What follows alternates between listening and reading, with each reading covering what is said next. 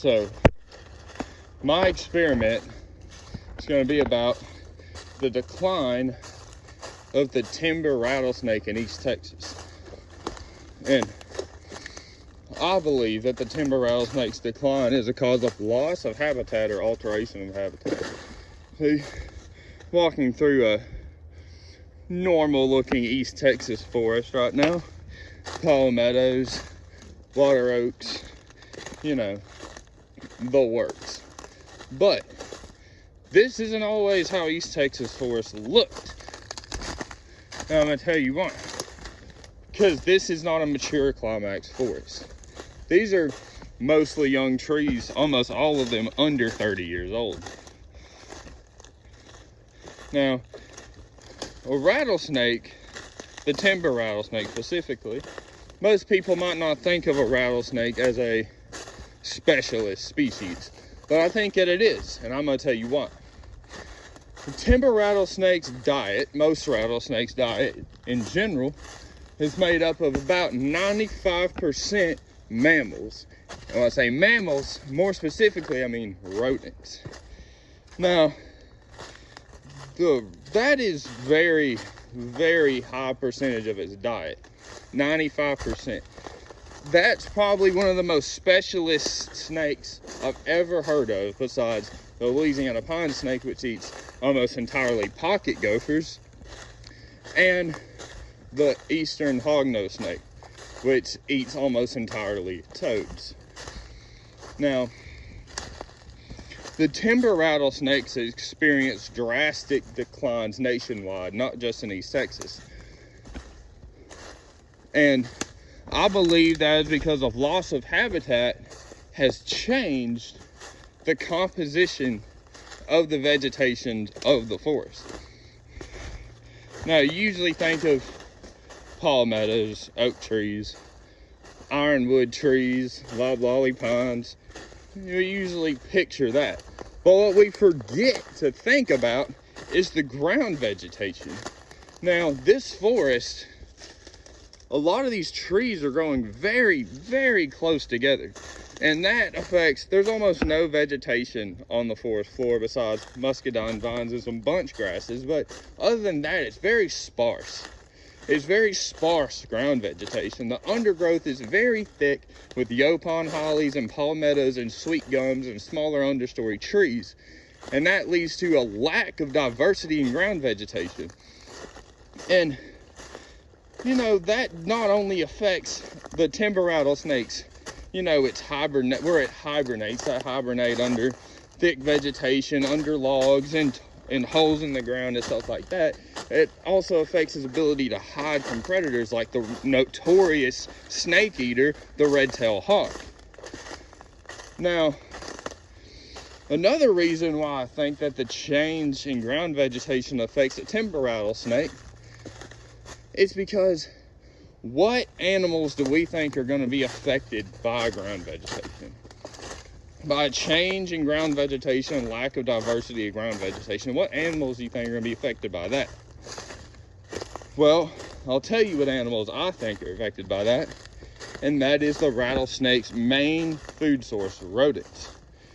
And I think that a lack of diversity in ground vegetation, I mean, most rodents live on the ground or under the ground. So they are dependent on vegetation that grows on the ground as food, as shelter, as nesting material.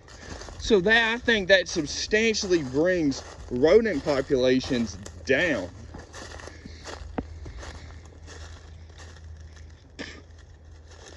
Now, you might think that is a good thing, but rodents are prey for a lot of different species. However, not all these species are as specialists at just hunting rodents as the timber rattlesnake. The owls eat a lot of rodents, but owls will pretty much eat anything they can fit in their eye. I wonder what killed this critter. I don't know what that is, but I wonder what killed it. Now, owls will eat anything they can catch. Birds, bats, squirrels, rodents, snakes, frogs. They even eat crawfish. Now, the rattlesnake pretty much, for the most part, only eats rodents. Its main food source is rodents. And if something affects rodent populations, it will affect the timber rattlesnake population. Now, I'm in Harris County. There are no rattlesnakes in this entire forest, not a single one. And I'll tell you why. Look at it. Look at the understory trees and how close all these trees together. There is not very much vegetation on the ground, not very much at all. So what these rodents are living off of is vegetation, well, what the trees produce. They eat pine seeds, acorns, muscadine, blackberries. They eat fruits and nuts to sustain their population. Now, in a more open forest, there's wildflowers, there's ferns, there's shrubs that produce berries, there's all different kinds of grasses and all different kinds of vegetation that provides not only a lot of food, but a diversity of nutrients that these small mammals need. And the hiding places and hibernation places needed by the timber rattlesnake. Now, there are pit vipers in these forests, most notably the cottonmouth and the copperhead. There are pit vipers present.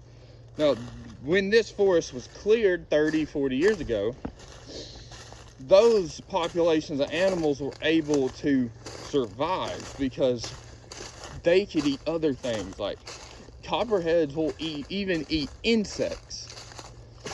That's another point that I should make, is rodents are not entirely vegetarian. They also eat insects, and insects live off of ground vegetation for the most part.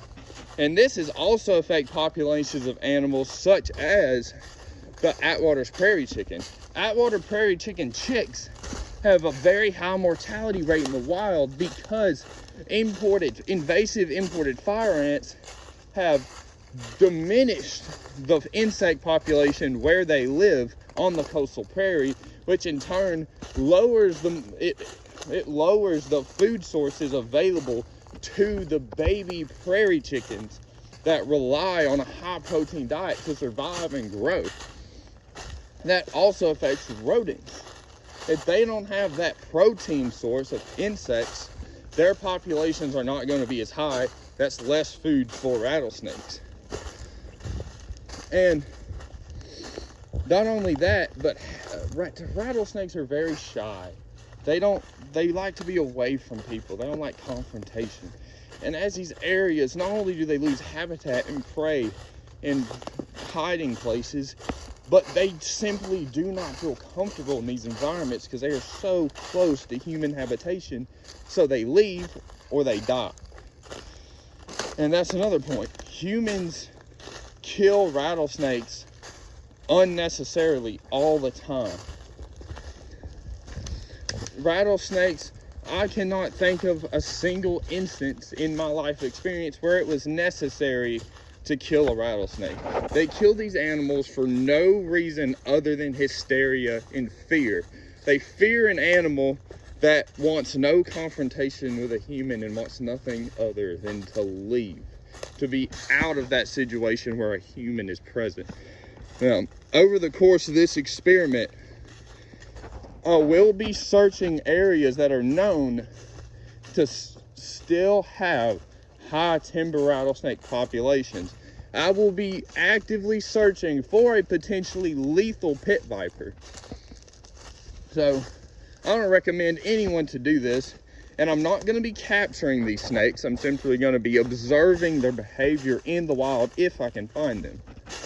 I will be actively searching for a potentially lethal pit viper. So don't try this at home, kids.